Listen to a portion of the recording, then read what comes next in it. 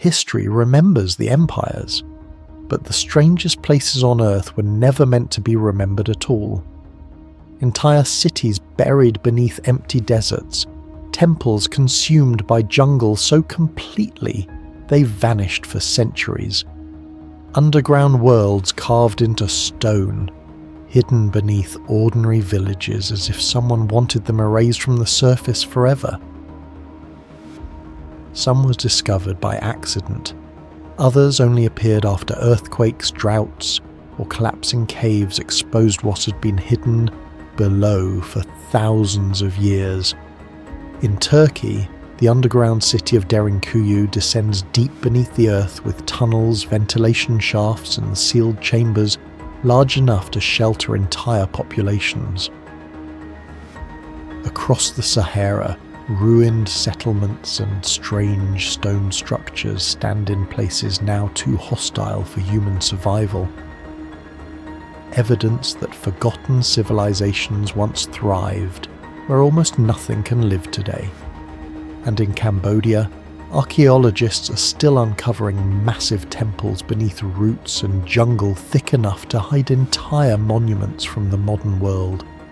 The deeper these places are explored, the more unsettling the pattern becomes.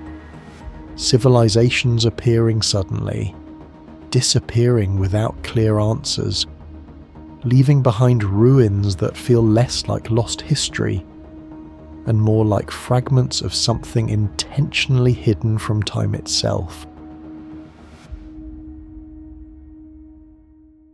The Lavau Celtic Prince tomb is one of the most unsettling archaeological discoveries ever found in Iron Age Europe because it revealed evidence of wealth, metallurgy, and international trade far beyond what historians believe the ancient Celts were capable of. Hidden beneath farmland near Troyes in northeastern France, the tomb was uncovered in 2015 during a preventive excavation before industrial construction.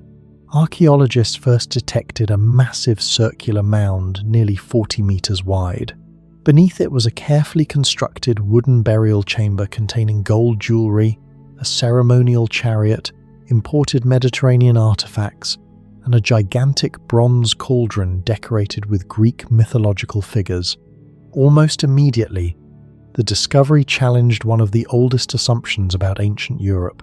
If the Celts were primitive tribal societies, how did one of their rulers possess objects sophisticated enough to rival elite Mediterranean civilizations?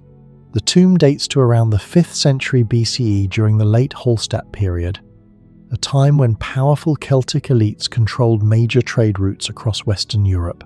Ancient Greek and Roman writers often described Celtic tribes as violent barbarians living beyond civilization, but the Lavau burial suggested something completely different. Constructing the tomb alone required enormous organization. Thousands of tons of earth were shaped into a monumental mound, protecting a wooden funerary chamber below.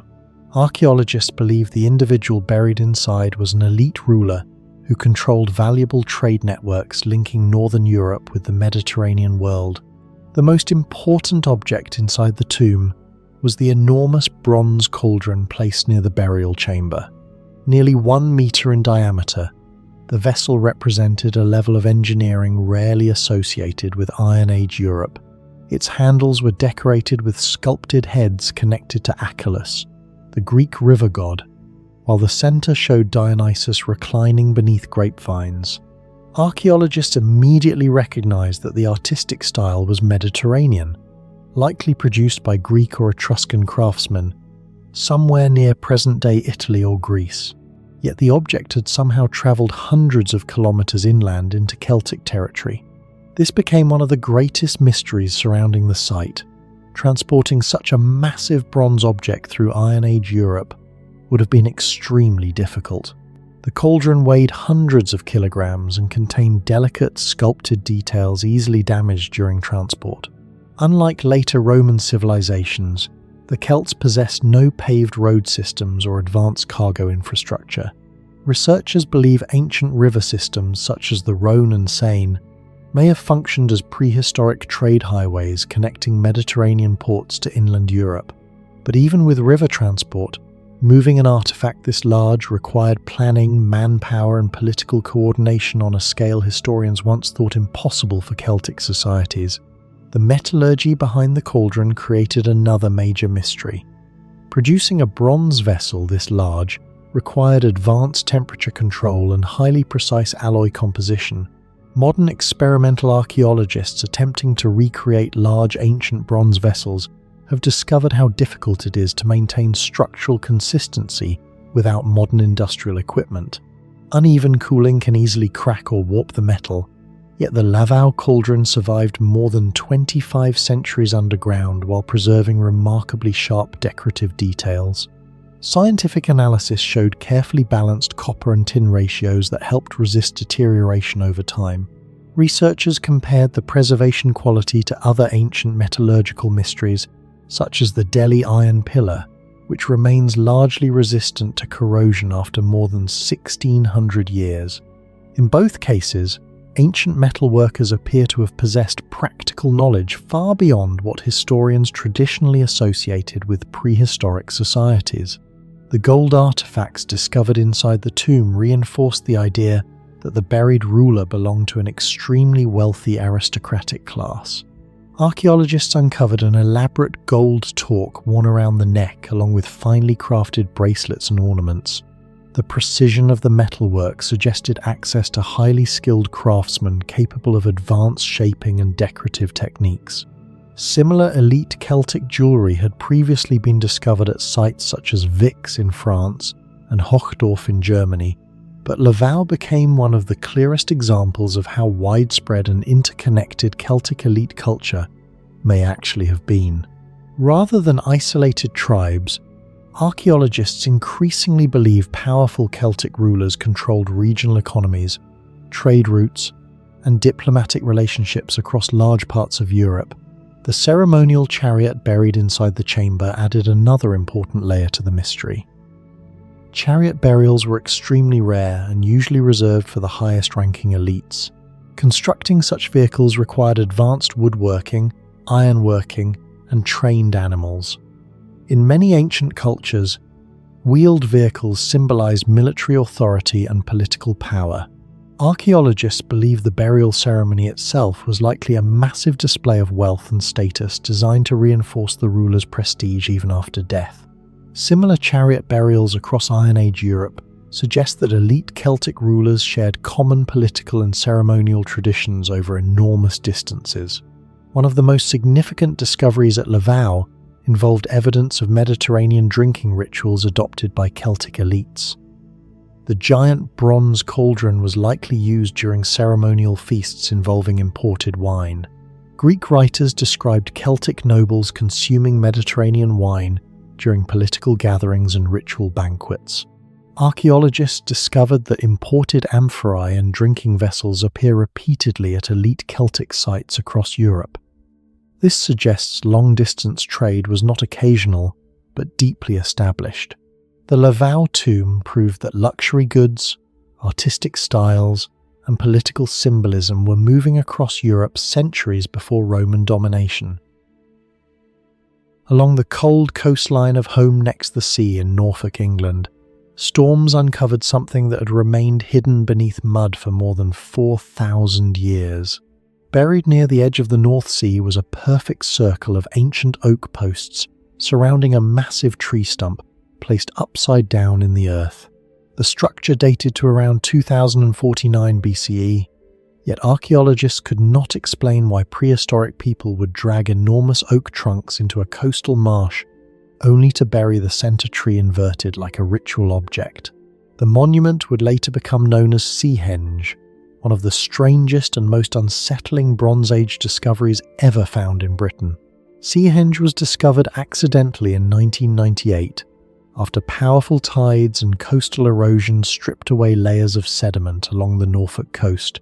At first, locals believed the exposed wood belonged to an old fishing structure, but aerial surveys and excavations revealed something far older and far more deliberate. The monument consisted of 55 split oak posts, arranged in a near-perfect ring around a central oak stump. The most disturbing detail was immediately obvious. The tree in the center had been deliberately buried upside down, with its roots facing the sky. Archaeologists rushed to excavate the site before the sea destroyed it completely. During the 1999 excavation, every timber was carefully removed and preserved. The operation sparked massive controversy across Britain. Protesters and pagan groups attempted to stop archaeologists from dismantling the monument, arguing that the site still held spiritual significance even after 4,000 years. But researchers feared that leaving Seahenge in place would allow the sea to erase it forever. The inverted oak stump remains the greatest mystery of Seahenge. In ancient European cultures, trees often symbolized life, rebirth, and the connection between worlds. But Seahenge reversed this symbol completely. Instead of growing upward, the tree's roots stretched into the air while the trunk disappeared into the ground. Researchers believe this was intentional ritual symbolism rather than construction practicality. One theory suggests Seahenge was connected to death rituals. Turning the tree upside down may have represented passage into the underworld or the reversal of life itself.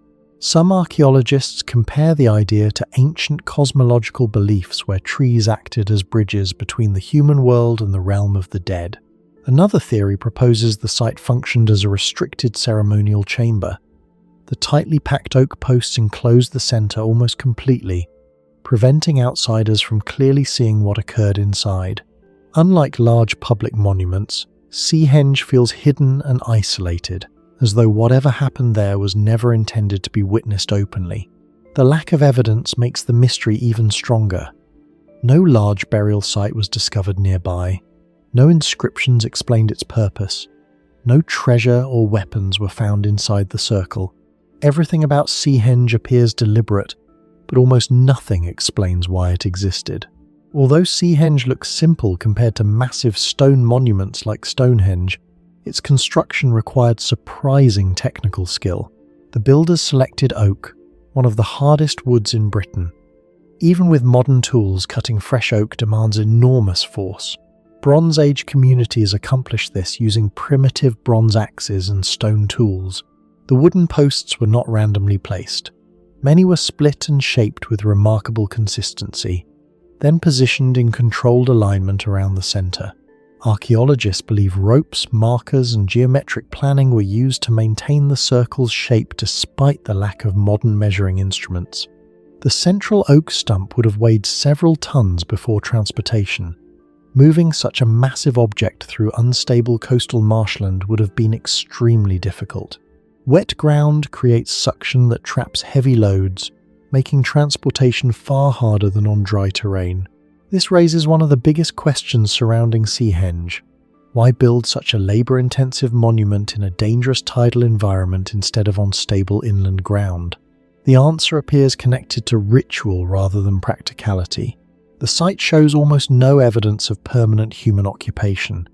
Seahenge was not a village, fortress, or settlement. It appears to have been built for a specific ceremonial purpose. One of the most important discoveries came from dendrochronology, the scientific analysis of tree rings. By studying growth patterns inside the oak timbers, researchers determined the trees were cut during the spring of 2049 BCE. This level of dating precision is extraordinary in archaeology. Many prehistoric structures can only be dated within centuries. Even more important, the trees appear to have been cut during the same season rather than across multiple years. This suggests Seahenge was constructed rapidly, possibly within only a few months. That discovery completely changed archaeological interpretations of the site.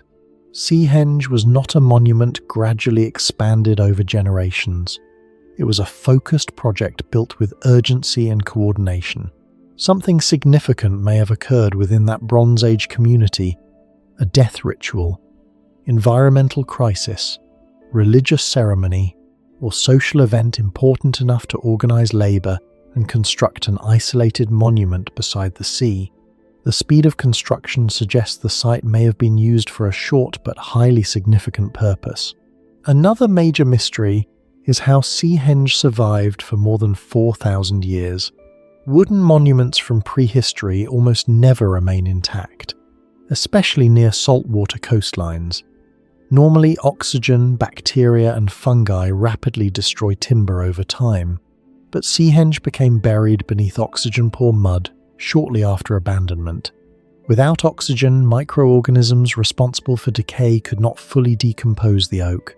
The coastal mud effectively sealed the monument inside a natural preservation chamber. This makes Seahenge extremely rare. Most prehistoric wooden sites survive only as stains in the soil. At Seahenge, archaeologists recovered the actual timbers themselves. The sea created a strange paradox. For thousands of years, the coastline concealed and protected the monument. Then changing tides exposed it again just before erosion could destroy it forever. Had coastal conditions shifted differently, Seahenge might never have been discovered at all. At the center of Bijapur Cannon stands a weapon so enormous that early travelers compared it to a moving fortress made of metal. The cannon, known as Maliki Maidan, or Monarch of the Plains, weighs nearly 55 tons and remains one of the largest medieval bronze cannons ever created. Even more disturbing to archaeologists is the fact that it was built more than 4 centuries ago, long before industrial machinery, modern metallurgy, or mechanized transport existed. Yet the cannon still survives with much of its structure intact, despite centuries of heat, monsoon rain, and warfare. The Bijapur cannons were first systematically documented during British archaeological surveys in the 19th century, although local populations had known about them for generations.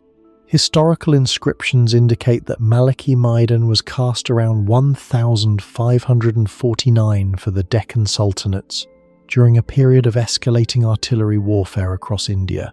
After the Battle of Talikota in 1565, one of the largest military conflicts in Indian history, the cannon was moved to Bijapur and placed atop the Shertsa Burj fortification platform, where it still overlooks the surrounding plains today. Unlike buried archaeological discoveries protected underground, the Bijapur cannons remained exposed to the open environment for centuries. This immediately created one of the central mysteries surrounding them. How had giant bronze weapons survived outdoors for so long without catastrophic structural failure? The greatest mystery surrounding the Bijapur cannons is not simply their existence, but their scale. Maliki Maidan measures approximately 4.45 meters in length and possesses a barrel large enough for a person to sit inside. Producing a cannon of this size during the 16th century should have been extraordinarily dangerous and technically unstable. At the time, giant artillery represented the absolute limit of military engineering. Across the medieval world, civilizations attempted to create larger and more destructive cannons, but most encountered severe problems involving cracking, overheating, and structural collapse. The famous Ottoman bombards used during the siege of Constantinople in 1453 were massive, yet they required constant repairs and cooling periods after firing.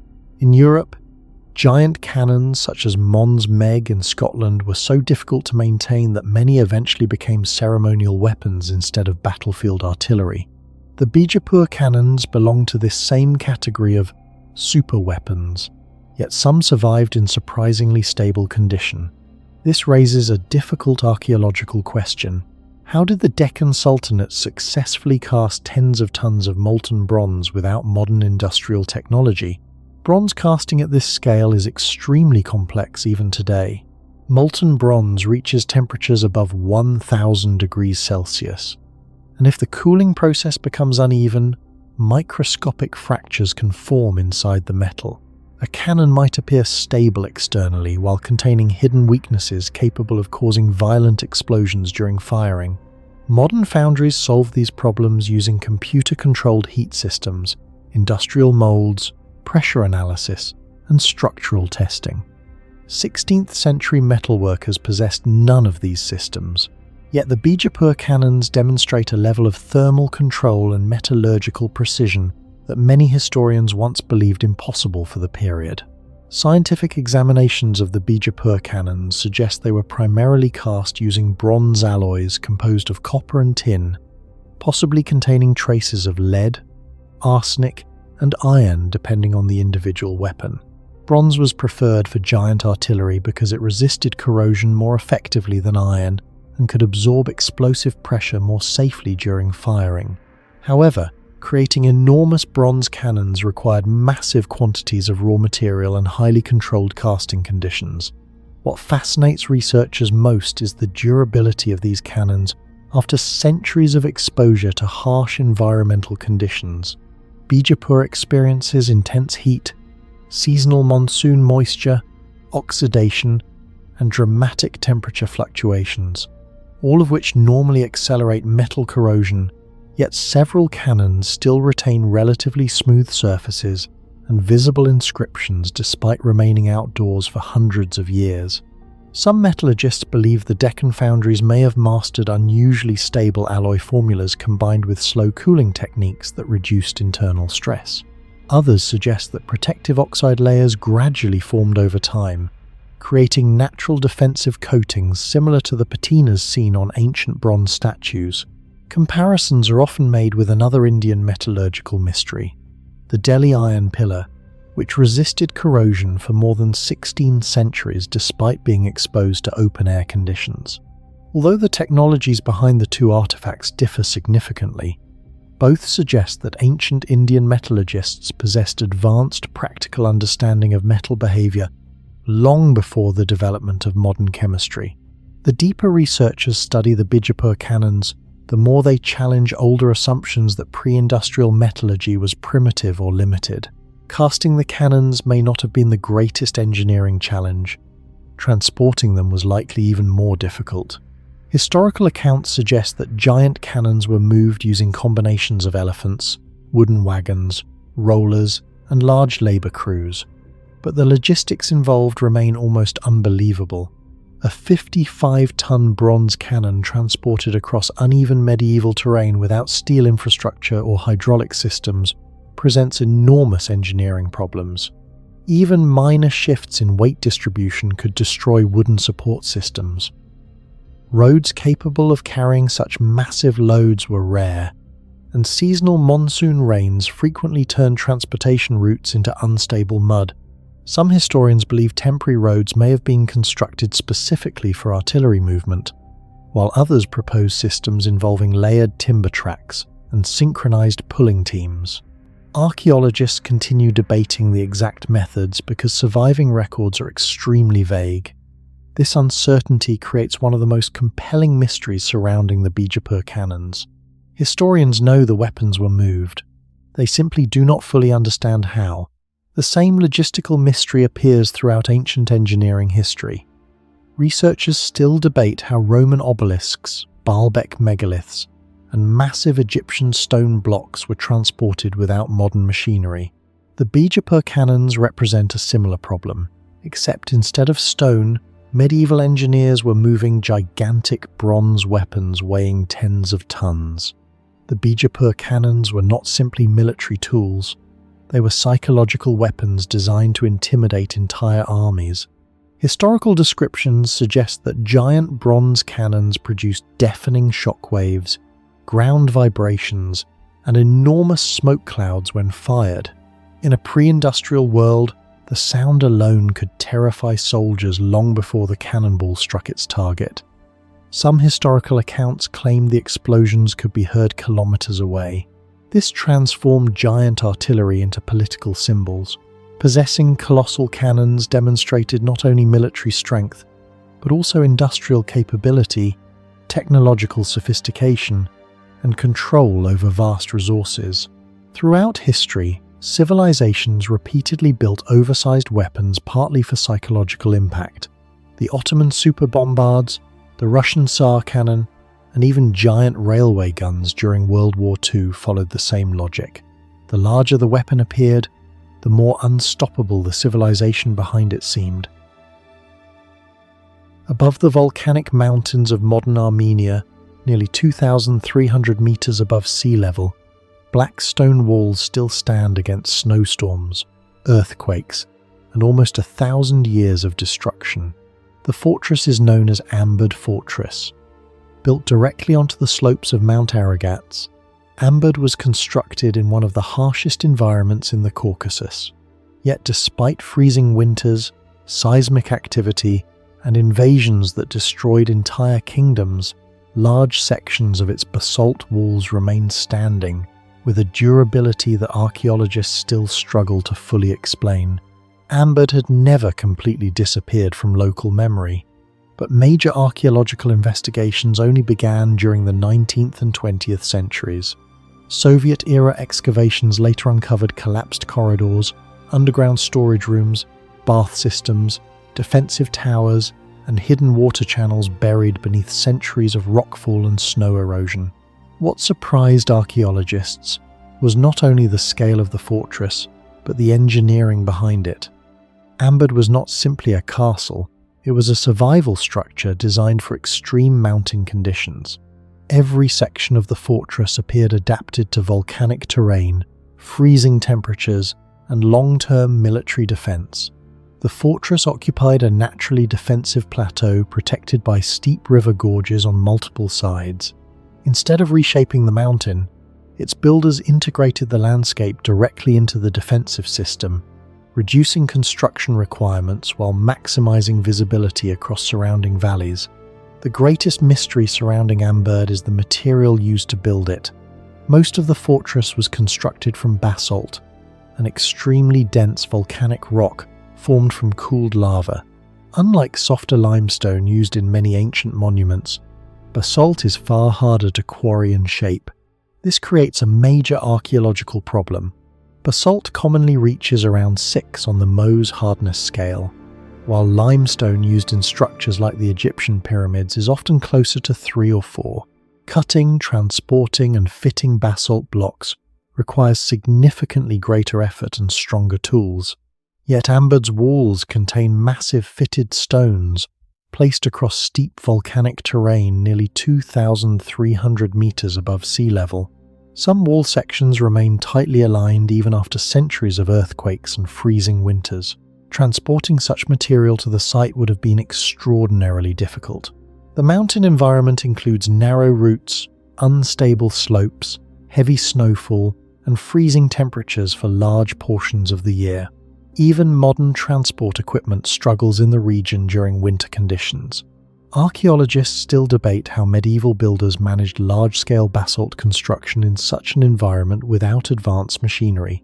Armenia lies within one of the most seismically active regions in Eurasia. Over centuries, earthquakes repeatedly destroyed cities, monasteries, and fortifications across the Caucasus. Ambud itself experienced both seismic damage and military destruction, yet large portions of the fortress still remain standing. This has led researchers to investigate whether the fortress incorporated primitive anti-seismic engineering techniques. Some surviving wall sections distribute pressure through tightly balanced stone placement rather than relying entirely on thick mortar layers. Similar concepts appear in ancient Inca masonry in Peru, where fitted stone blocks absorb seismic movement more effectively than rigid construction. But earthquakes were only part of the problem. At Ambud's altitude, freeze-thaw cycles should have destroyed the fortress long ago. Water entering microscopic cracks freezes during winter and expands by approximately 9%, gradually splitting masonry apart.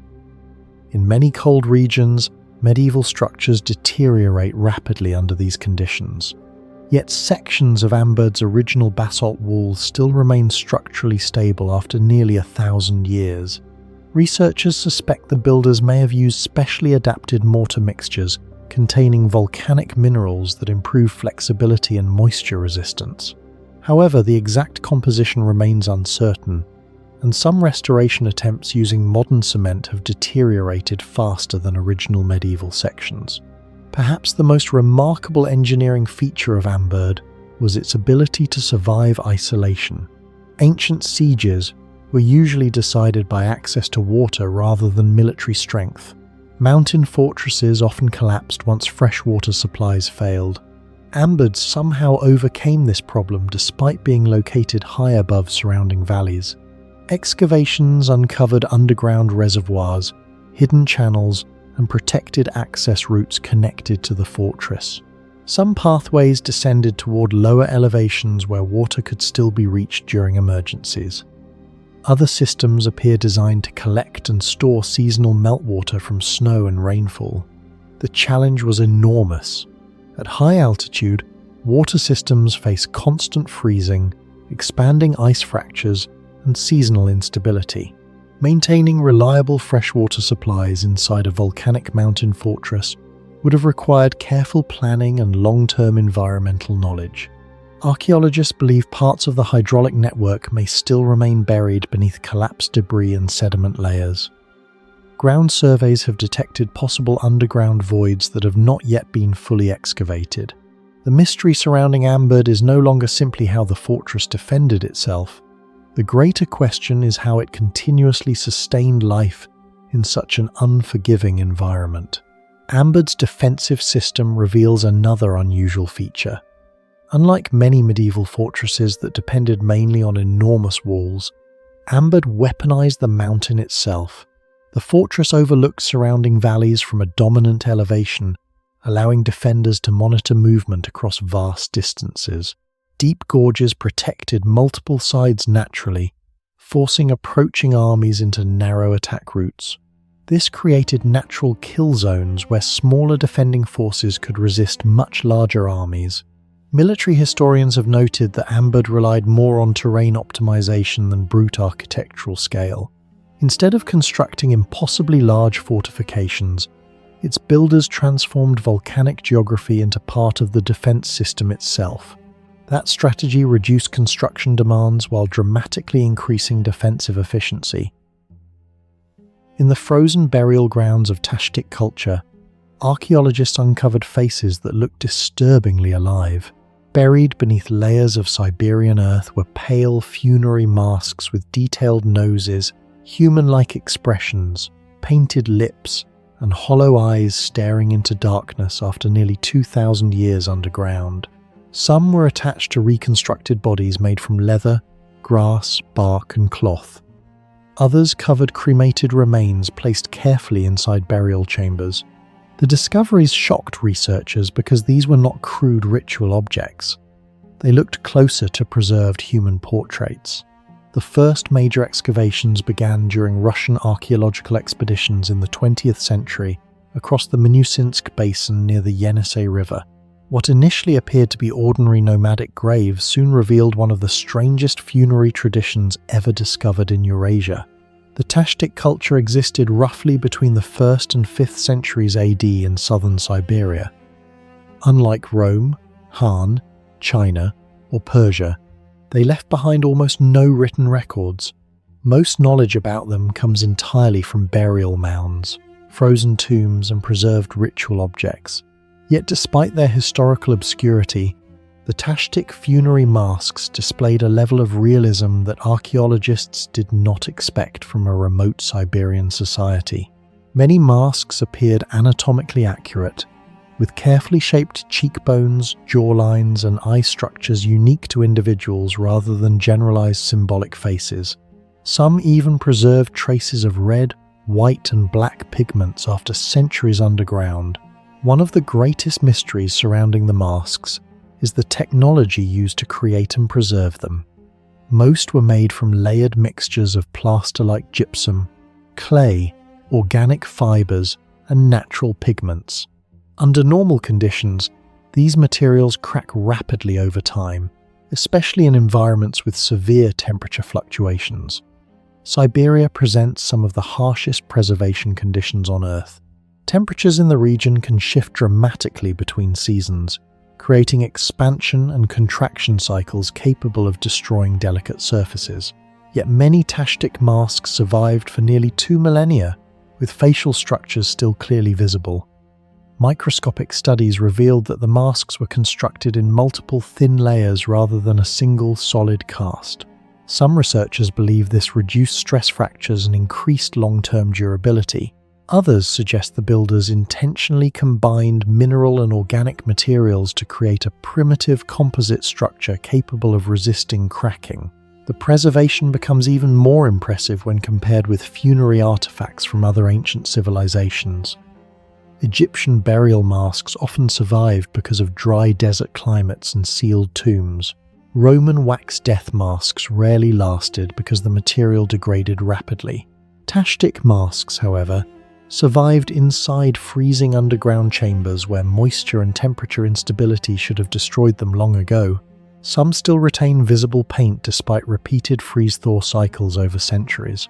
This has led archaeologists to suspect that the Tashtyk people possessed a deeper practical understanding of materials and environmental preservation than previously believed. But the masks themselves were only part of the mystery. During excavations, archaeologists discovered that many Tashtyk burials did not contain intact human bodies. Instead, cremated ashes and fragmented bones were placed inside reconstructed human forms made from organic materials. The funerary masks were then attached to these artificial bodies. This transformed the masks from simple burial decorations into something much stranger. The Tashtyk people appeared to be rebuilding the dead after cremation destroyed the original body. This practice has few direct parallels in the ancient world. Egyptian mummification focused on preserving the real body.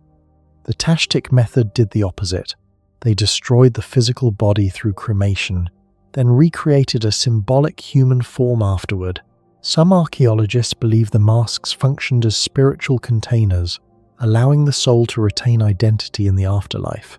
Others argue the reconstructed bodies served as symbolic replacements so the dead could continue existing within ancestral rituals.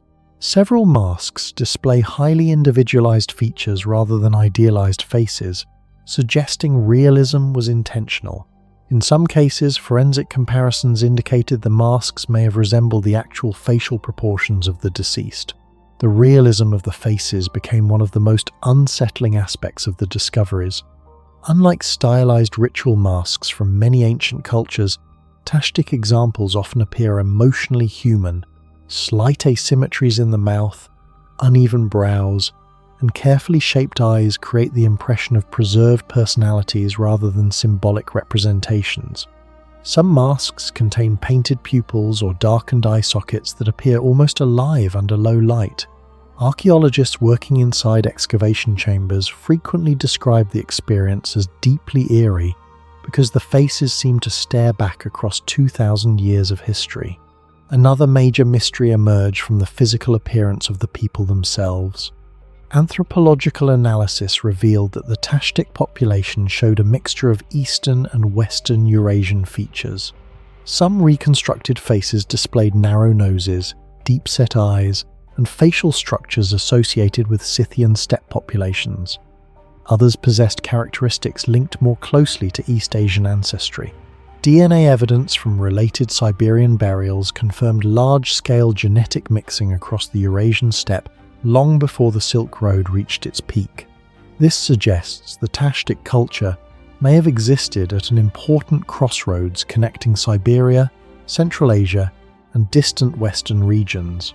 Artifacts found inside the burial sites support this theory. Archaeologists discovered silk fragments likely connected to Chinese trade routes alongside decorative objects associated with steppe nomadic cultures farther west. These discoveries indicate that the Tashtyk world was not completely isolated despite its remote location.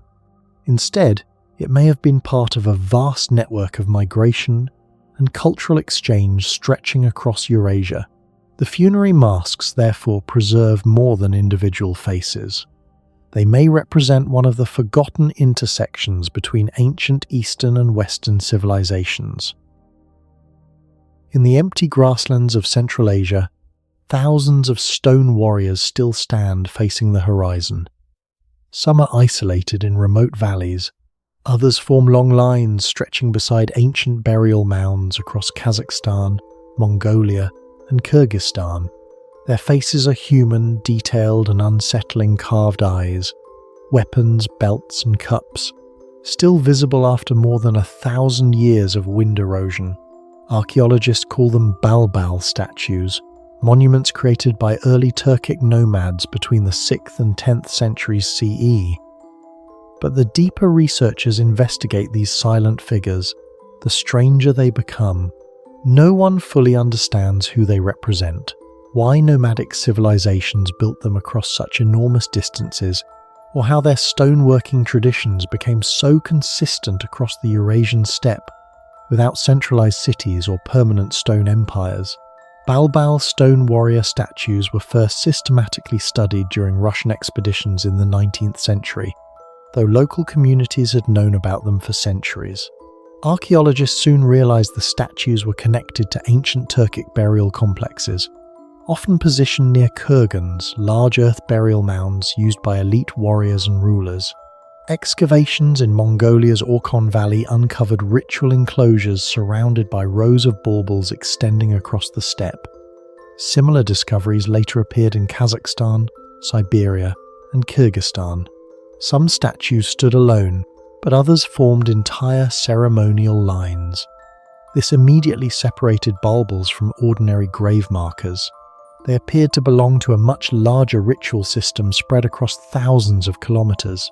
Most statues were carved from granite or sandstone and ranged from 1 to over 2 meters tall.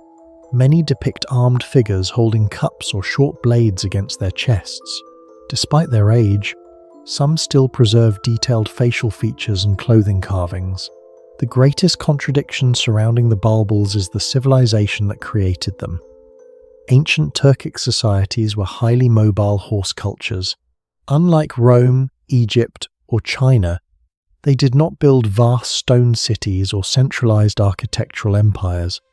Yet somehow, these nomadic groups produced thousands of human stone monuments across Eurasia. This raises major archaeological questions. Transporting multi-ton stone blocks across open steppe terrain required organization, manpower, and long-distance coordination. Some statues were placed in remote regions with little nearby quarry material, suggesting stones were moved considerable distances. Even more unusual is the consistency of the carvings. Similar facial structures, hand positions, and ceremonial objects appear across sites separated by thousands of kilometers. Archaeologists compare this to how Roman military symbols spread across Europe. Yet the Turkic world lacked permanent roads and urban administrative centers on that scale. The Balbals challenged the long-standing stereotype that nomadic civilizations produced little monumental art. Instead, they suggest a highly organized cultural system capable of maintaining artistic traditions across an enormous territory. One of the most debated mysteries is whether the statues represent real individuals. Unlike simple tribal carvings, many Balbals contain surprisingly personal details. Researchers identified mustaches, earrings, braided hair, armor plates, daggers, and even different facial expressions. Some statues appear elderly, while others resemble younger warriors. At several excavation sites in Kyrgyzstan, archaeologists found statues with carved belts and weapons matching actual Turkic military equipment discovered in nearby graves. This led some researchers to believe the statues may have functioned as memorial portraits of dead warriors. If true, the implications are significant. Realistic portrait sculpture usually appears in settled civilizations with specialized workshops and trained artisans.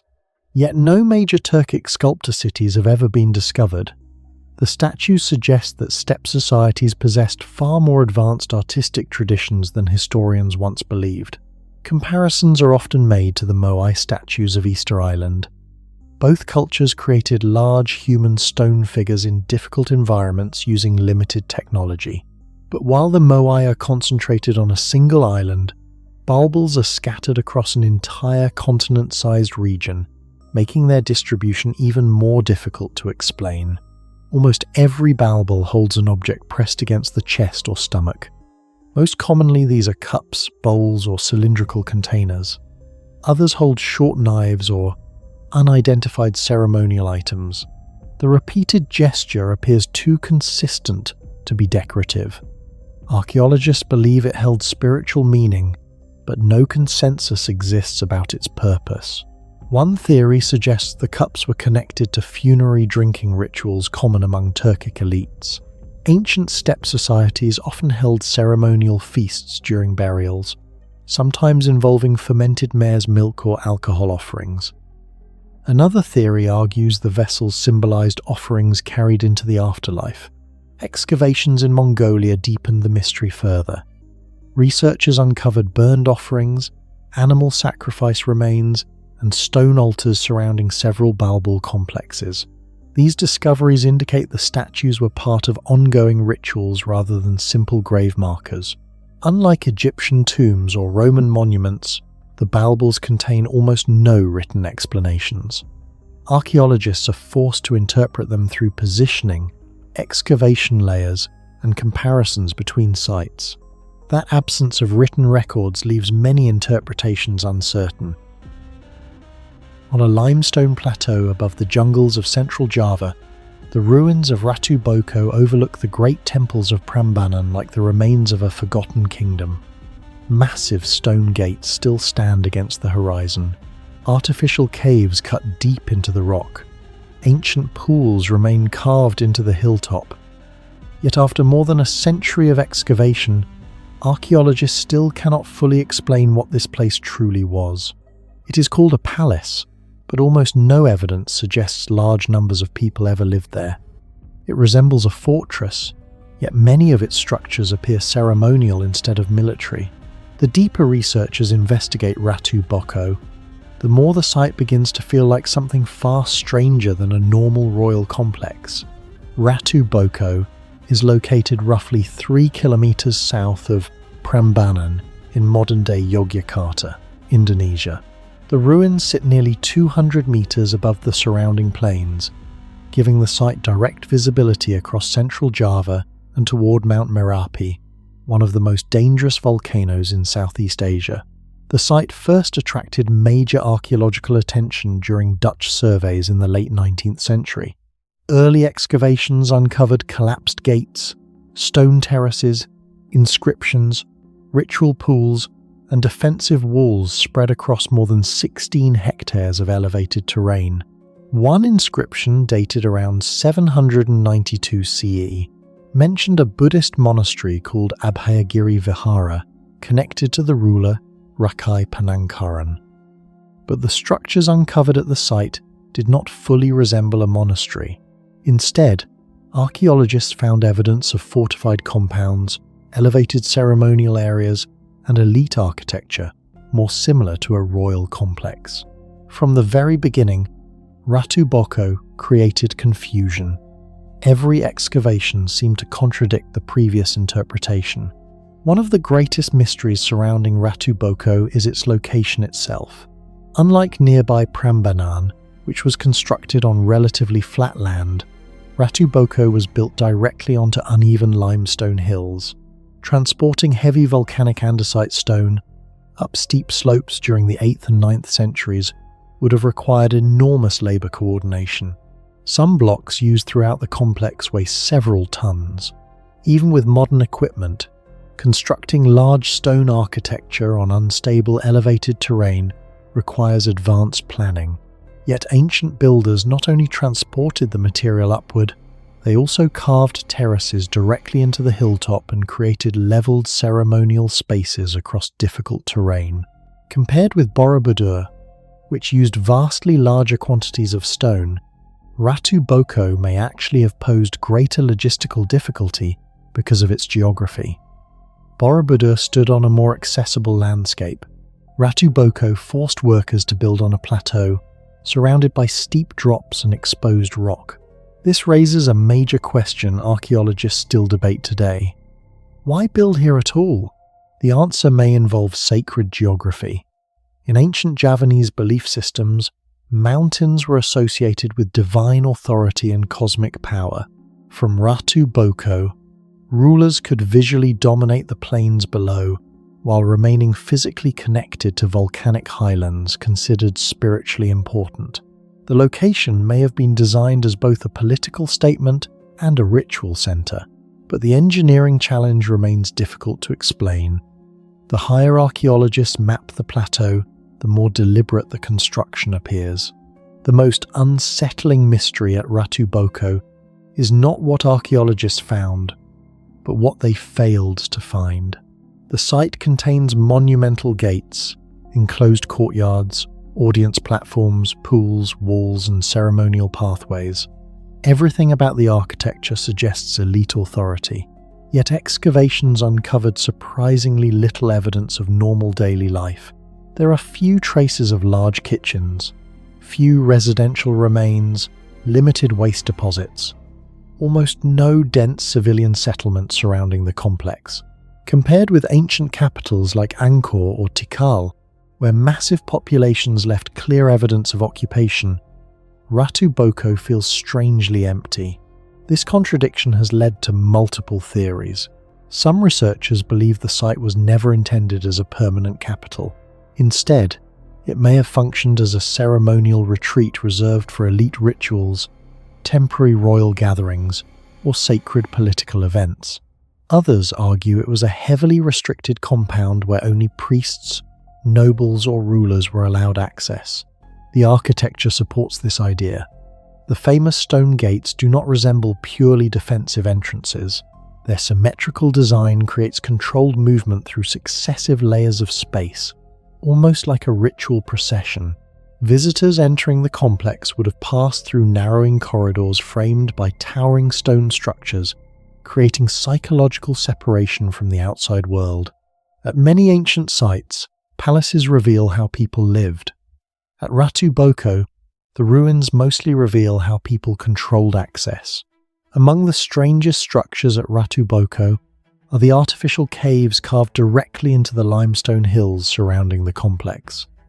These chambers remain one of the least understood parts of the site.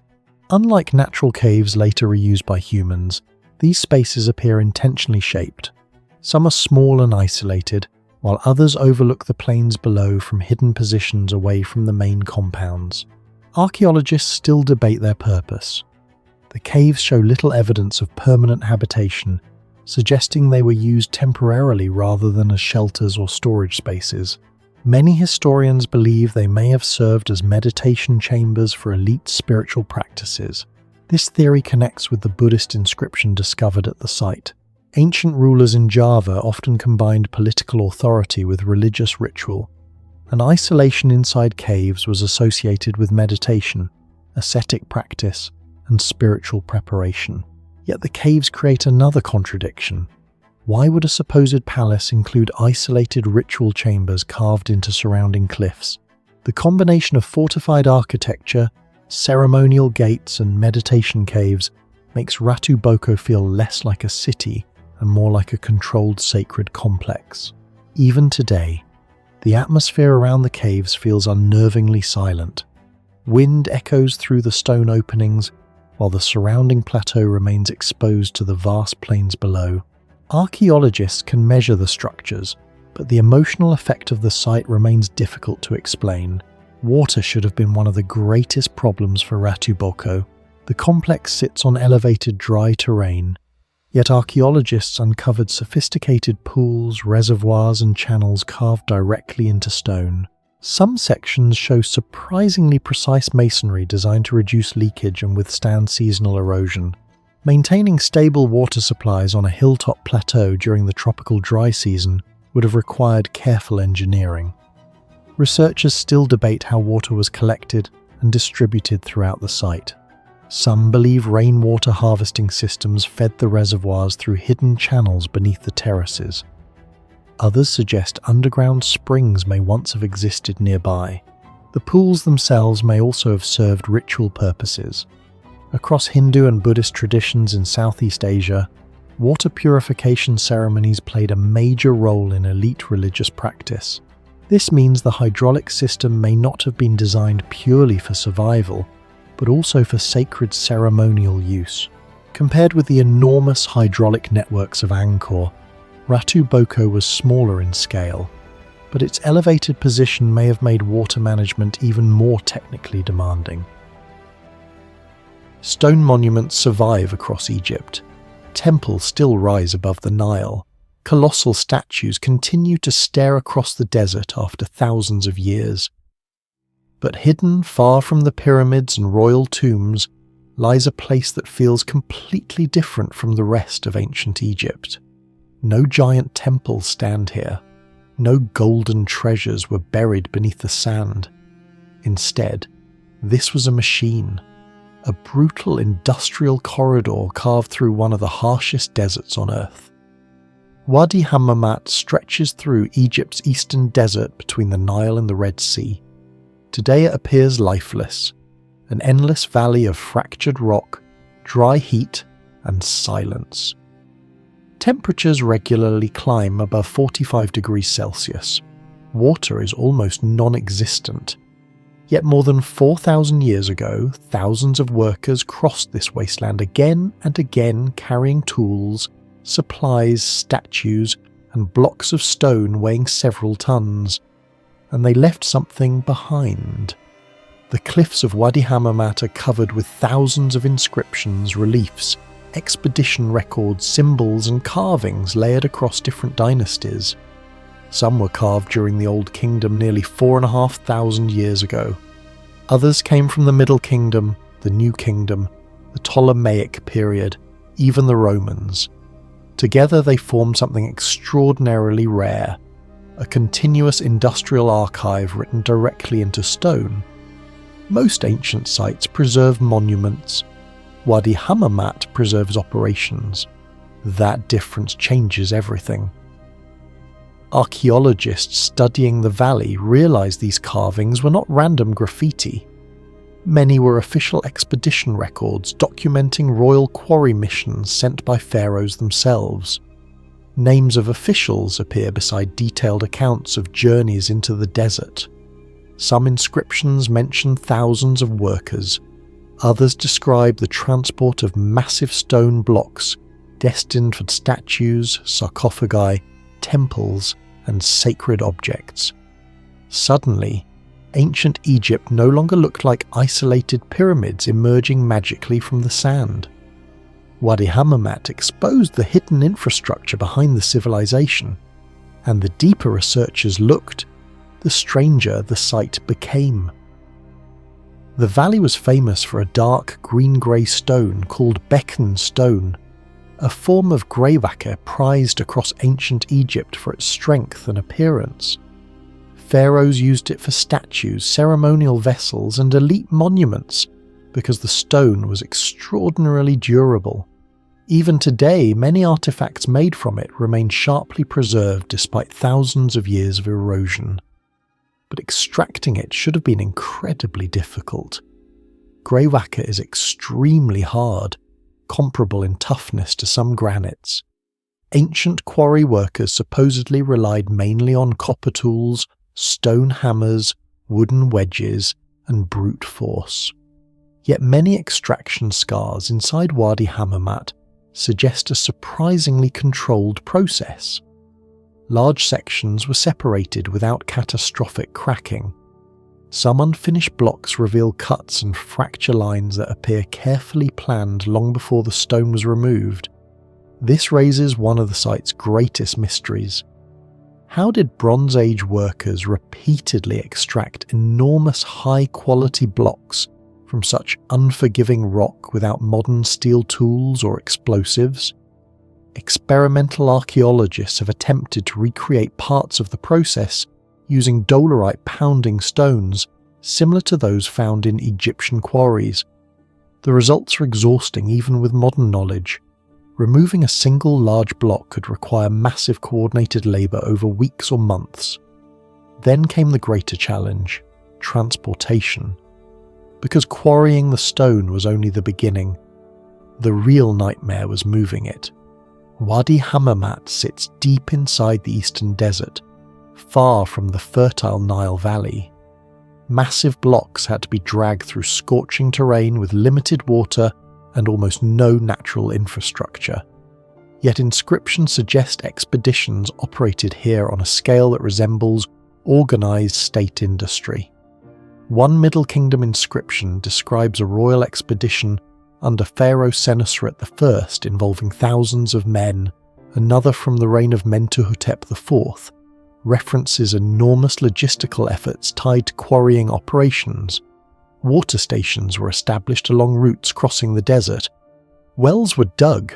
Supply lines had to be maintained under lethal conditions. This was not occasional mining. It was long-distance industrial coordination on a national scale nearly 4,000 years ago. And unlike temples built to glorify kings, Wadi Hammamat unintentionally recorded the mechanics behind Egyptian power itself. The inscriptions reveal administrators, supervisors, craftsmen, soldiers, scribes, and labourers working together in a highly structured system. Some carvings celebrate successful missions, others commemorate survival. Certain texts almost read like military operations carried out against the desert itself. But among the expedition records and official inscriptions, another layer appears, the human layer. Scattered throughout the valley are rough carvings left by ordinary individuals, sketches of animals, symbols, names, and boats. These smaller markings transform the site from a royal quarry into something much more personal. Thousands of people passed through this corridor over centuries, and many wanted to leave proof that they had survived the journey. Some of the most mysterious carvings are the boats. Large ships appear engraved directly into desert rock far from any coastline. Several may date back to pre-dynastic Egypt before the pyramids were ever built. Their presence has fueled debate for decades. Why were ships so important in the middle of a barren desert valley? Part of the answer may lie beyond the quarry itself. Wadi Hammamat was not only a source of stone, it was also one of the most important routes connecting the Nile to the Red Sea. Long before modern roads, this valley functioned as a strategic corridor, linking Egypt to distant trade networks. Expeditions heading toward the Red Sea likely crossed this exact landscape carrying goods, resources, and possibly even early maritime technology. In other words, the carvings may preserve evidence of a transportation network older and more sophisticated than many people imagine when thinking about ancient Egypt. And that creates another unsettling realization. The Egypt seen by most of the world, pyramids, temples, tombs, may only represent the visible surface of the civilization. Sites like Wadi Hammamat expose the hidden systems underneath: extraction, logistics, engineering, transportation, administration, survival. Without those systems, none of the monuments would have existed. Yet Wadi Hammamat remained active for over 2,000 years. Dynasty after dynasty returned to the same valley. Egyptians, Greeks, and Romans all continued using the corridor long after many ancient kingdoms had collapsed. Few places on Earth preserve such an uninterrupted record of industrial activity across so many eras. The walls became layered with time itself. One civilization carved over another. One expedition followed the path of earlier expeditions separated by centuries. The result resembles less a traditional archaeological site, and more a giant stone archive stretching through the desert. And perhaps that is what makes Wadi Hammamat so different from every famous monument in Egypt. The pyramids represent the final product. Wadi Hammamat reveals the process. It shows the hidden machinery of an ancient civilization operating at enormous scale under impossible environmental conditions. It exposes a world of engineers, planners, quarry workers, logisticians, and survival networks powerful enough to move mountains across the desert long before modern industry existed. Even today, many questions remain unanswered. Researchers still debate the exact quarrying methods. Transportation techniques are only partially understood. Some inscriptions remain difficult to interpret. Countless carvings weather slowly beneath the desert sun. But the greatest mystery may not be how the stones were cut. It may be how ancient Egypt developed organizational systems sophisticated enough to sustain operations like this for thousands of years in one of the harshest landscapes on Earth. Because deep inside the silence of Wadi Hammamat, the desert preserved something unexpectedly modern. Not merely ruins, but the fingerprints of an industrial civilization hiding behind the monuments of the ancient world.